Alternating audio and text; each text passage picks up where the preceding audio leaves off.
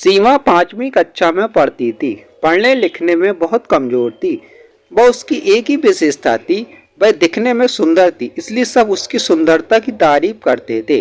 सीमा को इस बात का घमंड हो गया और वह ऐसी लड़कियों से नफरत करने लगी जो सुंदरता में कुछ कम थीं। उसे सबसे अधिक वंदना से नफरत थी, क्योंकि उसका रंग कुछ काला था।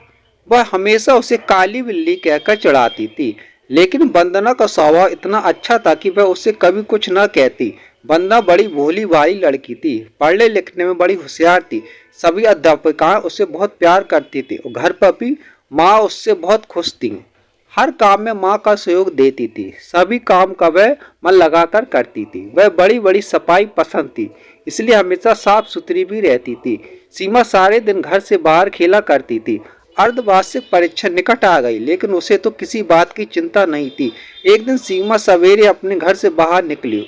उसके पापा नई गेंद लाए, इसलिए वह बहुत खुश थी। वह सीधे अपनी सहेली दिव्या के घर गई। सीमा को देखते ही वह बोली, आओ सीमा, दिव्या, चलो बाहर खेलने के लिए चलते हैं। नहीं सीमा, मुझे तो अभी बहुत काम करना है, फिर सवेरे सवेरे पढ़ने का समय होता है, मैं शाम को खेलूंगी। यह सुनकर सीमा ने मन ही मन कहा, बड़ी आई काम करने वाली, और मुंह फुलाकर बाहर चली गई। इसके बाद वह अपनी दूसरी सहेली रीता के यहाँ गई और नई गेंद दिखाते हुए बोली, रीता, क्या तुम मेरे साथ चलेगी?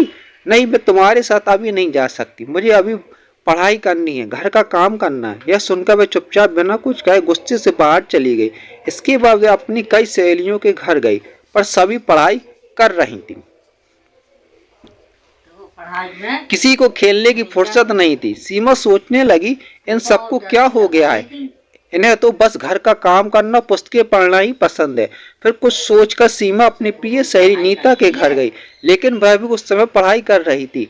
सीमा ने उसकी पुस्तक बंद करते हुए कहा, क्या हरदम तोते की तरह पुस्तकें रटती रहती हो? चलो बाहर खेलने चलते हैं। सीमा, वार्षिक परीक्षा निकट है, मुझे पढ़ाई करना, इसलिए मैं तुम्हारे साथ खेलने नहीं चल सकती। तुम भी अपने घर जाकर पढ़ाई करो, वरना इस बार तुम फेल हो जाओगी। सीमा उदास मन से लौटने लगी। तभी उसे नीता की आवाज सुनाई दी। वह अपनी माँ से कह रही थी, देखो ना माँ, सीमा सवेरे सवेरे खेलने के लिए आ गई, उसे पढ़ाई की बिल्कुल चिंता नहीं है। मैं अब उसके साथ नहीं रहूंगी। जब देखो तब वह अपनी सुंदरता की चर्चा करती रहती है। माँ, मुझे तो वंदना बहुत अच्छी लगती है, वह बहुत मेहनती है, पढ़ने लिखने में बहुत होशियार है, वो उसका रंग ही थोड़ा सा काला है। यह सीमा तो उस बेचारी को काली बिल्ली कहकर चढ़ाती रहती है। यह सुनकर उसकी माँ बोली, नीता, सुंदरता रंग से नहीं गुणों से होती है, अच्छे गुण ही वंदना की सुंदरता है। सीमा इसके आगे कुछ न सुन सकी। वह चुपचाप अपने घर की ओर जा रही थी, लेकिन तभी रास्ते में केले के छिलके पर उसका पैर पड़ गया, वह फिसल गई। वंदना अपने घर के बाहर खड़ी थी। उसने सीमा को गिरते देखा तो तुरंत दोनों हाथ पकड़कर उसे बड़े प्यार से उठाया।